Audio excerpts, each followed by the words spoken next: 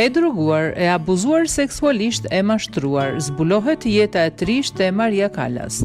E famshme, talentuar si pak të tjerë, me një jetë të klasit të lartë, sopranoja Maria Callas do të duhet të ishte zilia e gjithëve, por me sa duket jeta e saj personale ka qenë tjetër gjë.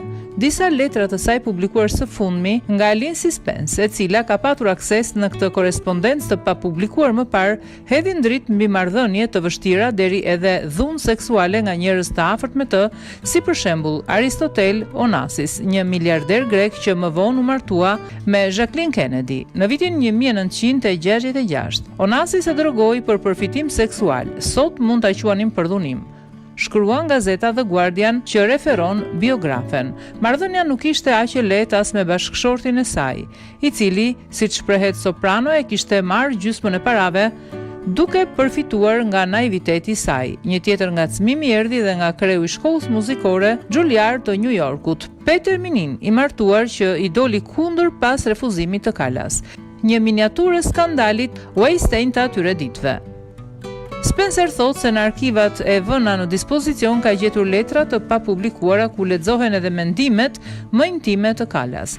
Një dhënë që nuk mund të kaloj parasysh raporti i saj me nënën, e cila punonte si prostitut gjatë luftës së dytë botërore. Marrëdhënie vështirë edhe me të atin që e mashtroi përmes një letre në kërkim të ndonjë ndihme financiare. Më ka ardhur në maj të undës me egoizmin dhe indiferencën e prindërve të mi ndaj meje. Nuk dua më marrëdhënie me ta, shkruan në një nga letrat e saj ajo. Materiali dokumentar zbulon edhe një nga episodet më të trishta të jetës së saj, fundin e karrierës, problemet shëndetësore, humbjen e zërit dhe në fund vdekjen në vitin 1977. Callas vonte nga një çrregullim neuromuskular, simptomat e të cilit filluan në vitet 50, por ajo u refuzua nga mjekët si e çmendur. Kjo shpjegon edhe humbjen e zërit të saj për të kënduar që ja ndërpreu në mes karrierën. Vion Spencer. Një jetë në art, fam, talent, muzik, pasuri dhe trishtim, dram familjare, zhgënjim.